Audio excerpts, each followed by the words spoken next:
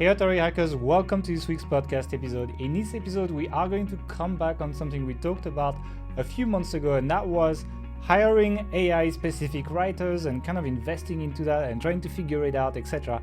And unfortunately, it didn't go exactly as expected. And we're going to be sharing all that happened with you in this episode, along with talking with the state of AI in terms of creating SEO content and where we feel it can help and where we feel it's not exactly ready yet after spending this many months trying to make it work. So buckle up if you are interested in AI content. There's going to be a lot of very interesting points in this episode. So let's get started right now. Hey everyone, welcome back to the Authority Hacker podcast. Today we are going to be talking about a topic that a lot of you care about, and that is AI writing. I know a lot of people are talking about it. I know a lot of tools are releasing more and more AI features, whether that's Surfer, even Grammarly, even Google Docs actually has some AI writing built in. For those who don't know, you can press tab and it tends to write for you, and it works in Gmail as well.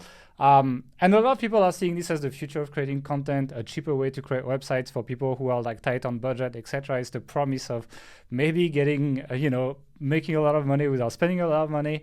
But today we are going to be talking about a bit of our failures that we've had with AI content. It's something that we've kind of like spent a decent amount of resources about 6 months ago in. It hasn't gone exactly as we expected to, so we're going to be sharing that, and we're going to be sharing probably why that happened and what are the shortcomings of AI content. So it's not necessarily the hypey content that you're expecting, but that's probably the content you need to hear. And for this podcast, of course, we have Mark, and I'm going to be asking Mark, how are you doing? How am I doing? That's not the question.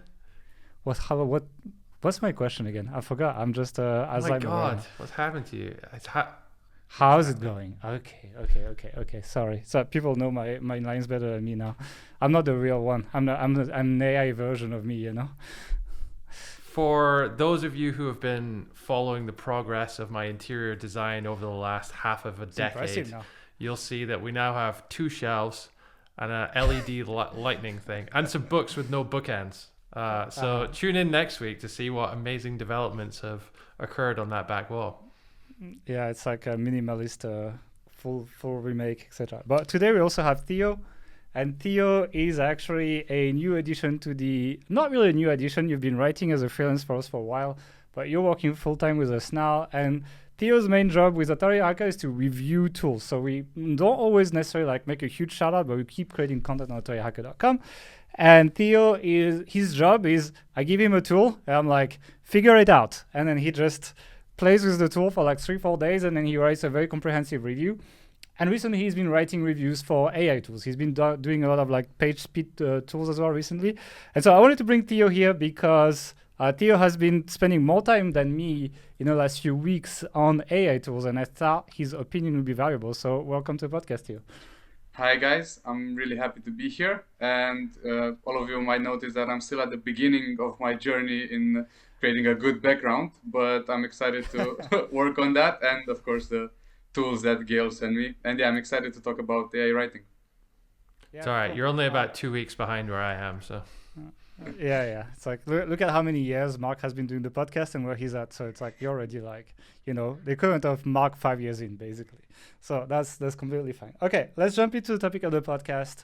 I think we're going to interrupt each other a lot more with 3 people. Let's see how that goes. So I'm sorry if that happens. It's going to be my fault anyway. So I'm apologizing already.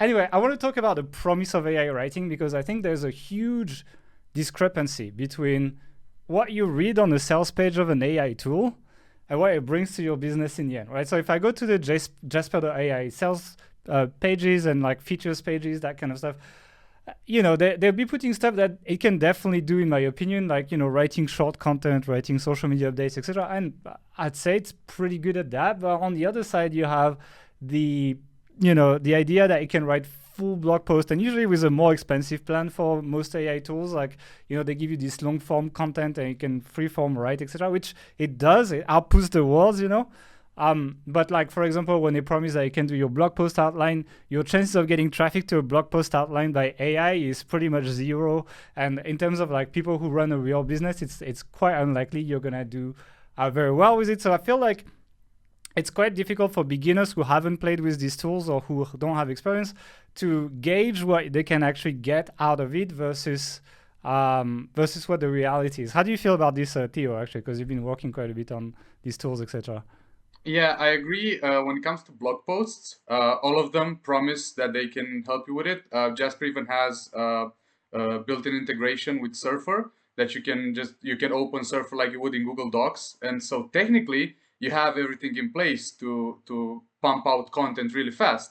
But in reality, it's not that fast or that easy. Like, you can get high quality content, I think, but it requires much more work, and it's not always like the content you get will not always be close to a first draft even. Yeah. As I remember the first time you never played with the AI tools before I told you to work on it, and like the first day you were like so excited. You're like, oh my god, I don't have a job anymore. It's gonna do everything for me, etc. Actually, so after I finished working, everything I did for the rest of the day was show my friends how Jasper AI works, because I was just amazed. Like, yeah, it felt really magical, so to speak, in the beginning, but yeah. And then you dug a little bit deeper, and then the kind of like the shine came off, and you realized it wasn't everything it promised, right? Yeah. And I want to make a parallel of this with Tesla full self-driving.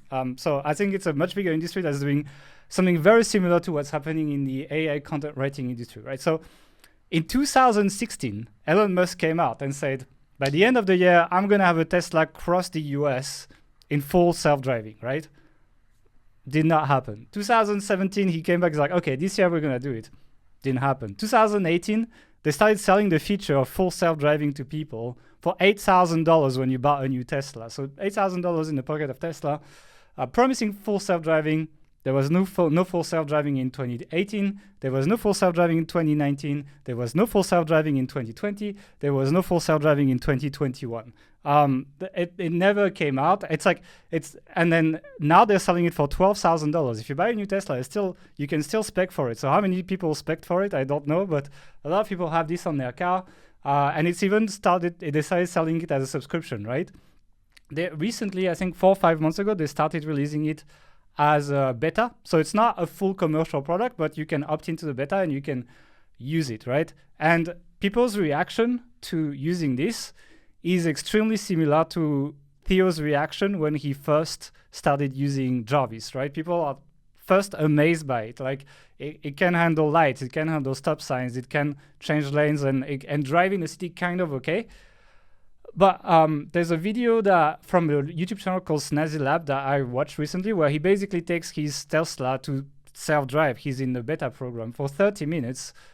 And within 30 minutes, the Tesla makes about 4 to 5 mistakes that would probably destroy the car or even cost the life of some people, even though 95% of the time he's doing the right thing.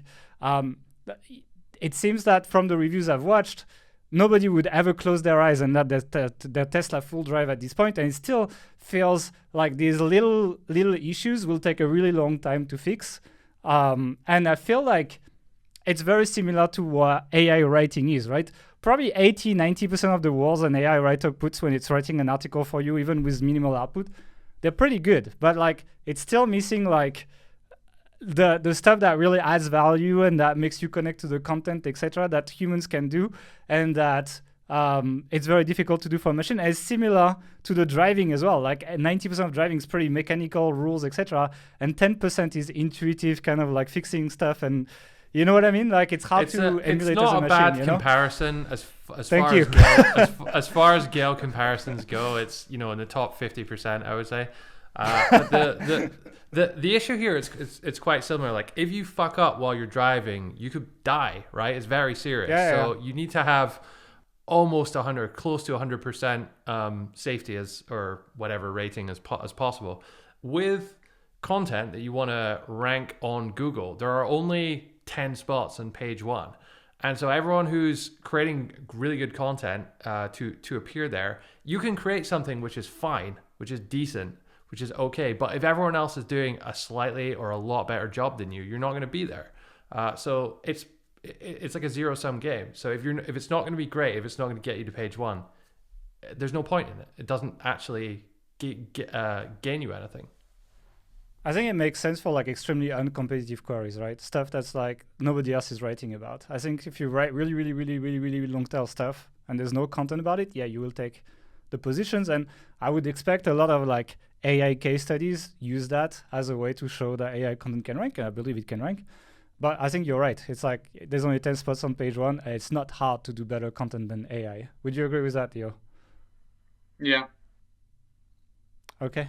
Another thing that I've done actually is I went to the Authority Hacker Pro group. I made a survey. There's like 30, 40 replies right now. I made it a few years, like 2 hours ago or something. So as we were preparing the podcast. And I was basically asking, for you, AI content is 1, far from ready, it will take many years. 2, probably good enough for sites in a few months. 3, ready for production sites today. 4, basically content spinning for 2022. And 5, do you guys still have human writers? And the overwhelming majority of people that I know, a lot of people I know that voted for this have tried these tools.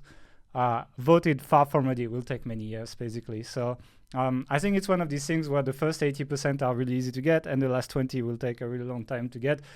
We will get there eventually. I don't think so. My question is, what will the place of written content be on the internet by the time it's ready?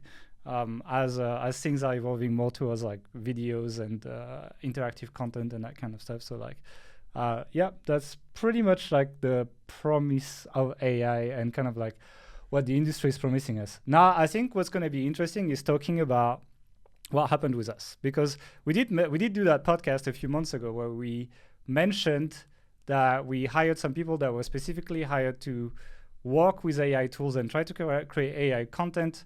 Actually, I think, Mark, you're better at telling these kind of stories, so just take it over. Yeah, so Gail got very excited about AI content and was like, "Mark, I'll take it back. Okay. we need to hire some AI writers." So we were hiring people who were writers, in some cases, so like professional journalists and whatnot, and we tried to teach them to use Jasper, whatever it was called back then, and it was difficult, I would say. It was difficult from our own point of view. Like, it really forces you to understand like what makes up content and like what are the different elements that go to it. So when you're creating content in AI, it's not like you're just creating a whole article. It's like you're creating a bunch of sections, and that's kind of like the way to approach it. But honestly, it was really difficult, like really, really hard to use AI to produce something which was equal or greater than the quality that professional human writers were outputting in competitors' sites. And it kind of fell flat on its face, to be honest. Yeah, I mean, for some easy long tail queries, they did use it quite a bit. And it's like, it was okay. Like, the output wasn't too bad. But as soon as we were getting to something a bit more complex, like, it worked when we repeat the same format all the time, right? It's like we had like a format of an article with similar keywords targeting different stuff, like, best chicken recipes, best beef recipes, etc. These are not the keywords, but it gives you an idea, and they would all be the same. They got some output out of it, but the productivity gain was nowhere near what you would expect. Like, people expect when they bring AI into their content workflow that it's going to like 5x their content output, right? Productivity gain using this was, I would say, about 30%. So they would output maybe 30% more content. But then the quality would probably dip like 15, 20% as well, and so the chances of that content doing well would dip almost equally to the extra production that we would get from like fast writers, and that ended up just being cumbersome as a workflow, much more than it was for traditional workflow. And writers quite often ended up just writing the articles eventually and just like not really using it because I will say though, there's whenever there's a new tool like that, there's this hump that you've got to get over in terms of like learning to really use it properly. So initially, I think that was the problem. It's going to take them longer to actually use it than it would to not use it, right? So it's like, well, why am I even bothering? Because I could just write something better and faster myself. It's only after like a long period of time of using it like 6 months or more, that you can get up to the speed where you're going to be efficient with it and produce something which is worthwhile. Good. Yeah, I agree, and I think especially since this is a very different process. Like if you were to write something, it's just you and the keyboard, I guess, and the document. But when you're writing something with Jasper or Copy.ai or Writer or any one of those, it's more like having a person there next to you, like another copywriter that you have to work with. So you need to learn, not only, you don't just have to research the article you're writing and think about its structure, you also have to think about how to communicate that with the tool. And that, I think that's the most difficult part in learning how to use these tools. Yeah, and it can be quite complex. You can give quite complex commands to it, but it's like the way I've seen 95% of people use it, and I estimate some of our writers were doing that too.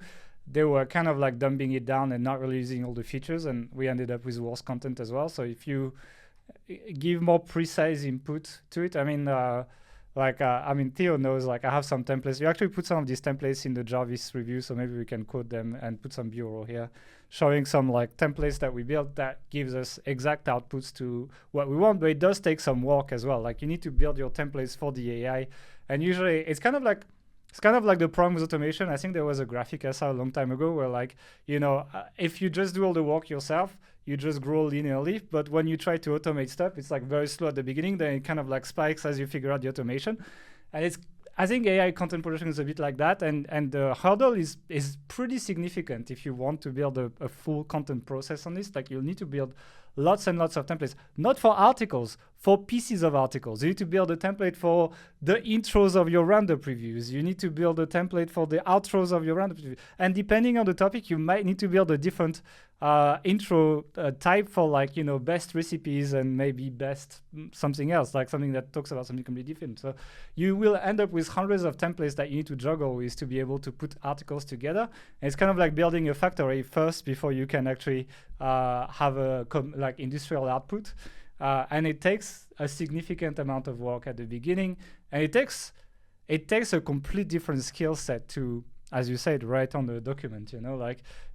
These writers, they know how to write, but they're usually not very good with tech. Let's be honest.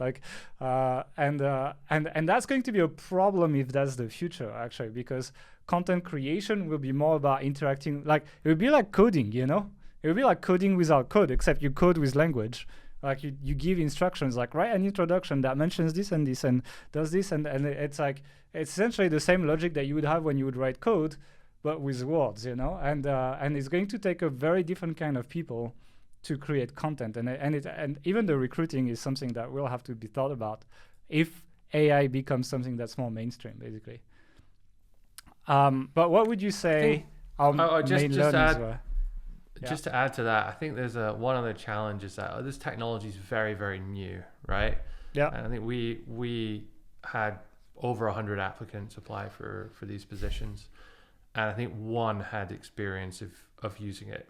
Now you fast forward 2 or 3 years when these tools are 3-4 years old, and that might be a different story. Not going to say that everyone's been using it well by that point, but having some experience of that would probably help get over that hurdle faster. Yeah, I think one thing that this is going to do, though, is it's going to affect the freelance market a lot. So the idea of like people listening to it be like, okay, fine, no AI, I'm going to hire freelance writers. Except your freelance writer might think that AI is a good idea.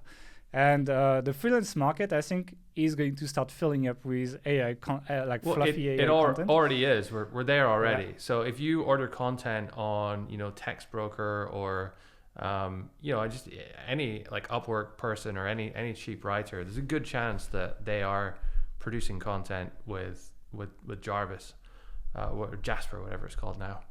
And there are videos on YouTube. There are videos on YouTube like teaching people how to make money producing AI content and then selling it as real content on content marketplaces. Yeah, and don't you think it's going to be a problem? Like, what do you think is going to happen to the marketplace? It already is a problem, but I don't think it's any different to pre-AI content where you had people producing not so good content. And then the buyers, it's really the issue lies with the buyers not knowing whether it's good or not even being too lazy to check. and push back on things, which happened before and is going to happen after. So does it really make that much of a difference?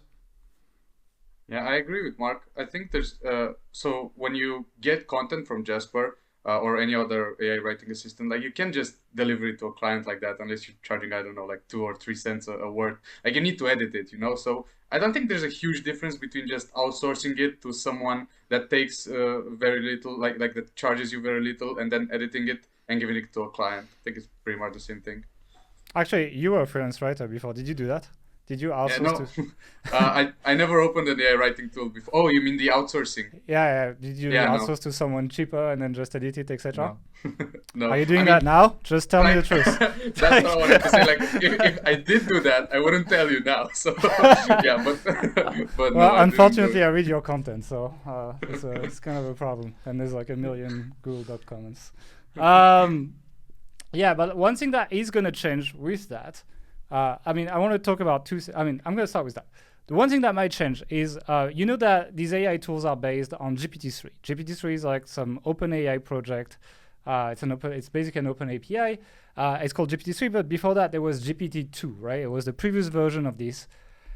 And recently there has been a GPT-2 detector that came out, where you can paste text and it's not 100%, but it's going to give you an idea of whether that content was generated with AI or not, right? And so it's not crazy to believe that the current version of GPT will have its own detector a few years down the line. It takes some time to build these things. Like it probably takes like a huge sample base for the machine learning, but it's possible. So if you combine that with Google's recent comments on AI content, where they said that essentially AI content is automatically generated content for them and that it's treated as spam content, regardless of whether it's good or not, they believe it's spam. Do you think it's possible that at some point we get a layer of algorithm in Google that just finds all this Jarvis content and starts slamming the shit out of it, regardless of whether it's good or not, and then all this freelance content you've bought now destroys you in 2 years? Yes. Okay, thank you. Thank you for coming. See you next week. I think it's quite clear that if it hasn't already happened, that will happen at some point. But then Jarvis or whatever they're called next year is going to be even better, and GPT-4 comes out. GPT-4 will be out, etc. But like, don't you think your old content will be slammed?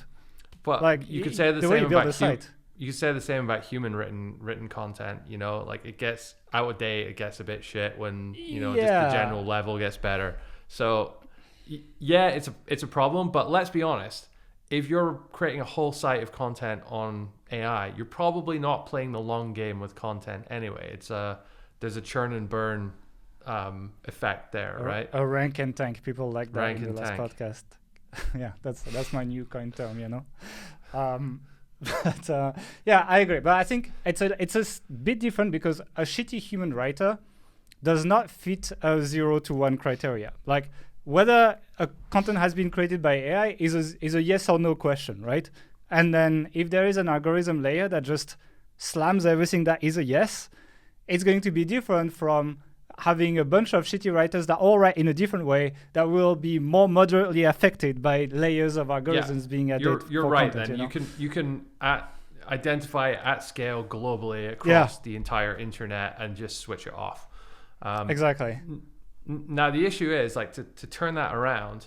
Let's say there is a Pulitzer Prize winning writer who's creates the best piece of content and also uses Jasper to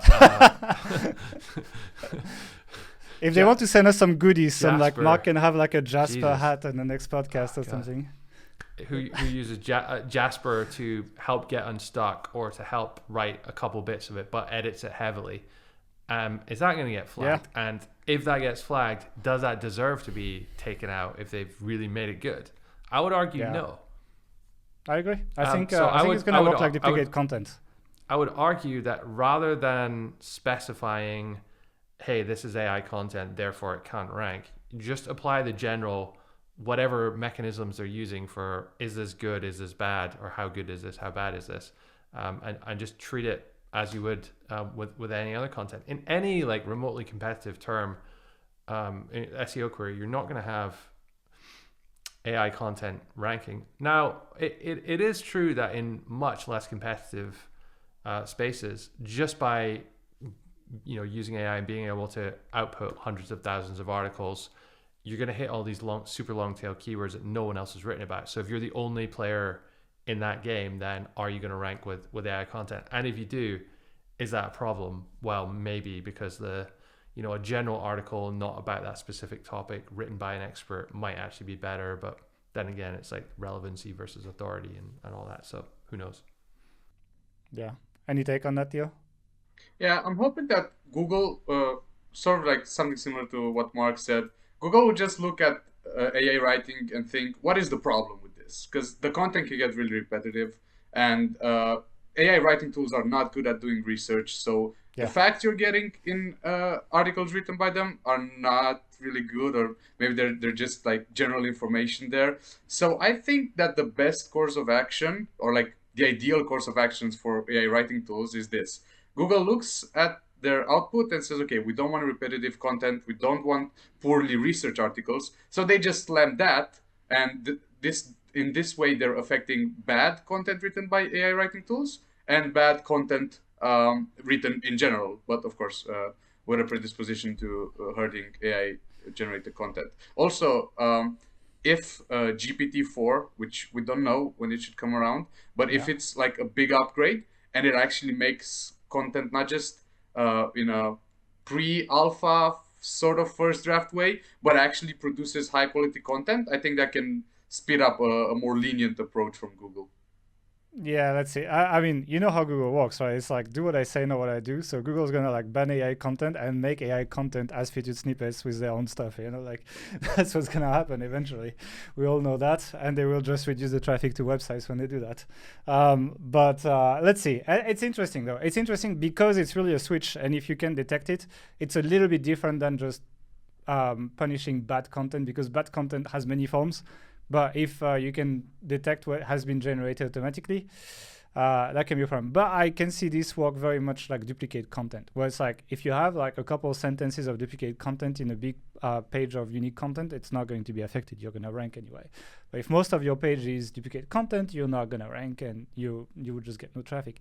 So I could imagine this to work the same way, where they apply a percentage threshold, like they're like, oh, if more than 30% of the page is AI content, then we don't really want to rank that. But if less than 30% is detected, then it's probably fine, And then it gives them the idea that it's been edited and it's been worked on, and there's an editorial layer to this, not just it's not just spit out of a machine, which I think is what they're trying to avoid, basically. Actually, talking about that, do you want to give us tell us what happened to this AI site that this AI generated site, Mark? There's a website, Boardgametips.com, last year that caught a lot of attention, and it went from, in May it had 3,000 visitors a month. In November it had 3.4 million visitors per month. Yeah, people are like, holy shit, yeah. And then in January this year it's back down to 12,000. So that's a rank and tank model right there. Now, quite a few people said that this was AI content in the beginning, though some other people have since said it's not. So I'm not 100% sure whether it is or whether it's not.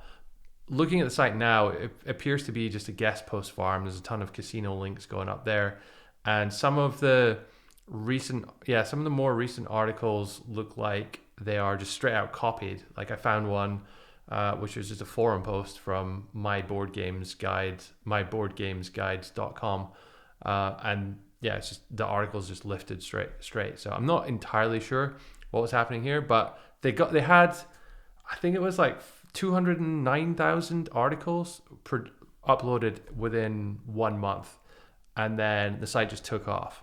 Mainly because they were just hitting so many super long tail keywords that they were getting maybe 5 or 10 visits a month from each of those, but times 209,000 or whatever, that adds up quite quickly.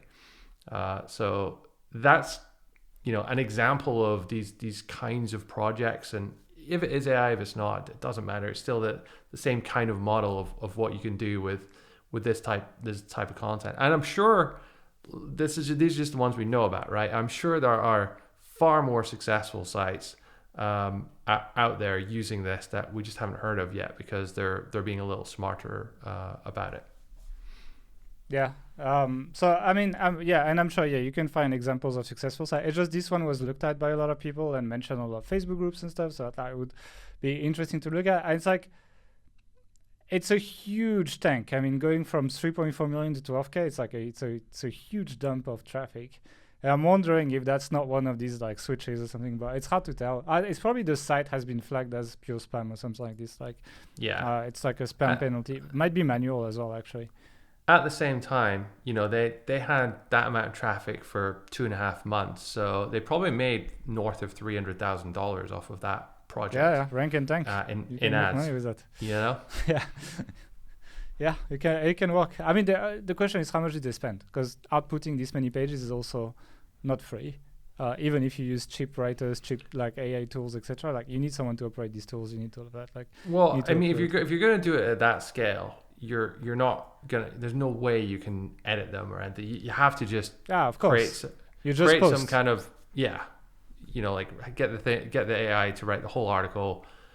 It goes somewhere, you know, you're just feeding it right into your site, posting it. You got to automate the whole thing, basically. Yeah, fair enough. Yeah, and I think that's the dream that AI content tools sell, right? Like, yeah, exactly. That's the problem. It's like that's what you're sold. You're gonna do this. They don't explicitly say that you can build a rank and tank site like that, but that's certainly the dream they sell. But the reality of after using it for 6+ months is that there's some uses to it, but it's just it's not as easy, and it's not an I win button that perhaps you thought it was when you started. Yeah, I agree. It's like go ahead. No, go ahead. It goes beyond marketing as well. Like Jasper has the Surfer SEO integration, and Writer has an integration with SEMrush to help you find keywords to rank. Like these tools are trying to tell you, hey, you can really rank with us with their marketing and their functionalities, I think. Yeah. I think that's the deception a little bit here. It's like, I mean, you can rank. Like someone's gonna come out and give us a link and be like, oh, look, this article is written by AI. It's like, yes, it's possible. But like, you're not gonna rank for like best VPN with an AI article. Like that's not happening.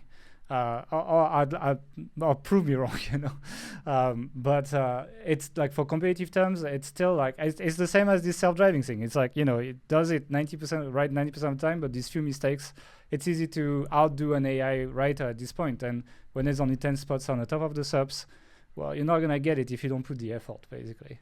So I think that's the problem. But I think there's still times when using these tools is quite handy. I quite like using Jasper. And for example, sometimes when I'm not really writing many newsletters these days, but like when I was more regular on this, I was writing some newsletters on Jasper, but I was still writing like 80% of it. And I would just like kind of use the compose button to expand some stuff, for example, and edit what was output, etc. But if you're willing to just only keep like 20% of what it gives you or something, it's not a bad place to create content as long as you don't take it as like a writer for you, but just like a useful tool to help you in writing. I don't know. Have you used it for your own writing, Theo, at all since you started? I haven't. I haven't know because of the comments on by Google that hey, we might have problems. But I did look at other areas where it could be useful, and I do think that for shorter form content, it can actually help you pump out something faster. And I think the output can also be really decent, like in short marketing messages based on structures or in calls to actions, things like that. I think the output can sometimes actually be really good. And there are applications. Like I was thinking, one of the first gigs I ever had was for this marketing agency in the US. I don't remember what they're called, but they had a big contract with Postmates. And I basically had to write Postmates entries for restaurants from all over the US.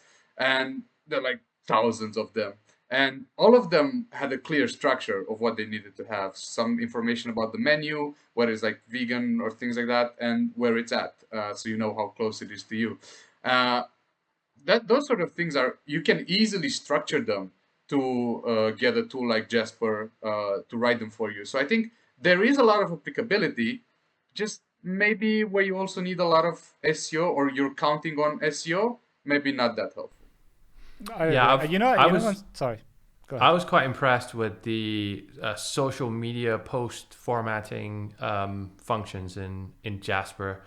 I'm not very good at writing for social, but it takes I write it in my old man language and then just press the button and it snazzes it up quite a lot, and it's useful then, and you're not competing in an SEO. It doesn't really matter, so you don't have to worry about when you're a boomer, yeah, basically. It's I can see that. I think it can help, and I have used it for Facebook ads quite a bit actually. Usually I'll take an ad that's performing well and to generate variations of that, for example, to test against each other. On Facebook, you can give 5 variations of headlines of stuff.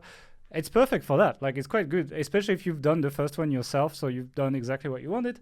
Then you feed that and you're oh, give me more variations. It does a pretty good job at not making it exactly the same, but in terms of format, etc. And it's quite handy. Let's say you need to run a test, but you don't have time to really put the effort into putting the test together.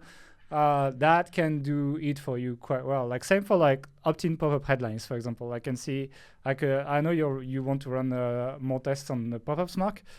I would use that. I would use Jasper to generate headlines quickly and launch a test in 10 minutes when you have time. Yeah, so email subject lines are another really good example of use as well, because it's very short, and 70% of the time it'll give you some good variations. 30% of the time they're just all crap, in which case it hasn't worked, but it's worth trying in those situations. Yeah, I think it's more of a marketing tool than an SEO tool, basically. It's for all the other marketing stuff that you're doing, communication to a community, and all the short stuff, and that I would be very happy for anyone in the team to use it for that, and I think it does a good job. Another thing, do you want to talk about guest post content as well? Yeah, sure. So, when you're doing paid guest posts, right, your guest posts, you're paying to guest post on another site. As long as it's not super high quality site, you can, instead of paying a writer to create that content, you can just use Jasper and make it in 5 minutes.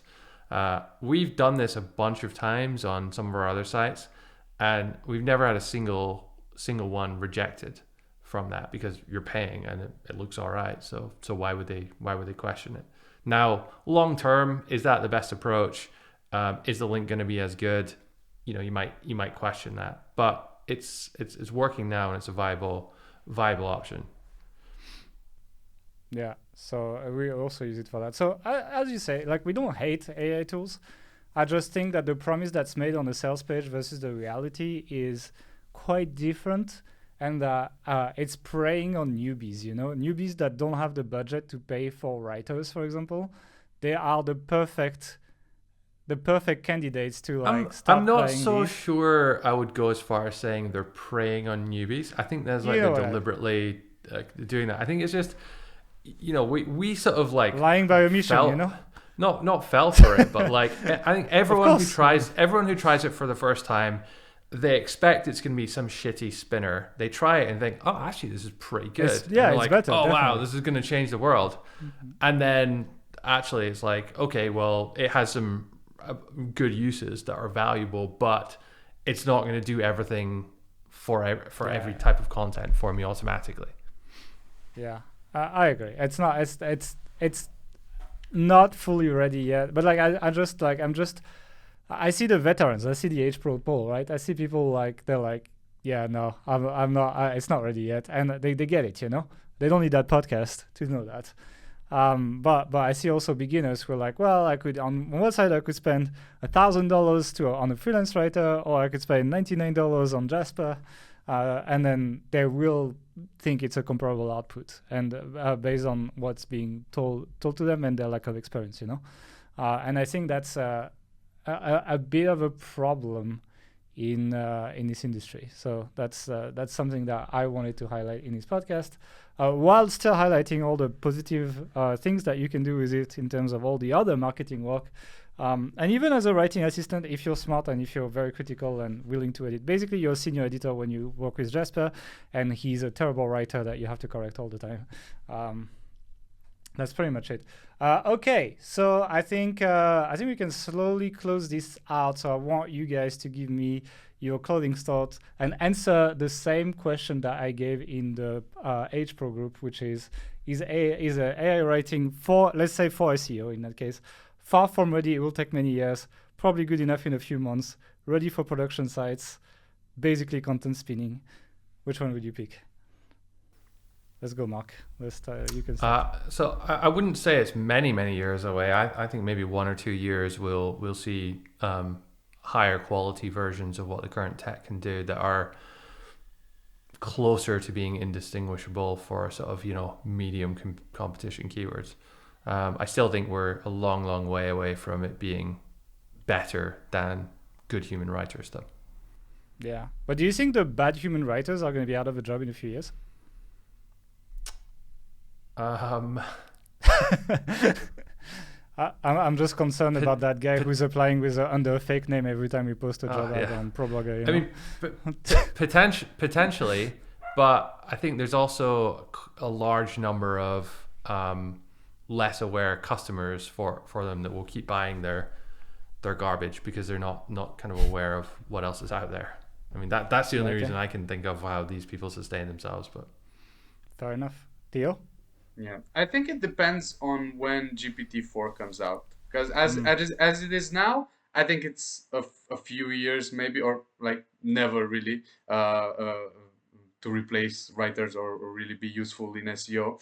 But if GPT-4 comes out in a few months, which would be in the timeline, if we look at previous releases from OpenAI, then it could really be a game changer in the near to medium future. But yeah, as it is now, no. Yeah. Okay. I go with Mark on this. I think 2 years, it will have more applications. It will still not replace writers fully, but it might be good enough so that it does what Jarvis sells you. Oh, Jasper, Marks. Jasper sells you on the sales page. Like what they promise on the sales page today of like you can create long content with it and it's great, etc. and you can rank. We might be like 2 to 3 years away, I would say, from that promise. So it's kind of like Tesla self-driving, It's like they sell it in 2016 and 2022 is still not ready, and people basically just gave money to Elon Musk for that whole time, So that's basically it. Any final words of wisdom, guys, before we close it? I have some words of wisdom for the Jasper.ai team. Go and watch our podcast from 2 weeks ago where we talk about looking up trademarks before buying a domain name. I think it's not just for newbies. Have less issues with this stuff. Theo, any final words? No, I agree with Mark. I knew there would be trouble when I first saw their name, when they came out with the tool. Yeah, but it's still, would you say it's still the best AI tool though? Like from all those you've tested? Yeah, it is from what I've seen so far. Copy.ai comes close, and so does Writer, but Writer is buggy. Like it has a lot of technical issues and moments where the output, like you ask for 3 variations on the output you need, and it just repeats the same thing for 3 times. Okay. It happens often. Like you'll see in the review. Okay. So Theo's reviews are coming out soon. He already made a bunch of reviews for page speed tools and caching plugins and stuff like that. So we'll probably share them. Like when we share, go on our Facebook page, on the description on YouTube, and we'll put Theo's post in there if you guys want to check it out. Thank you guys for joining, and we will see you in 2 weeks for another podcast episode. See you later.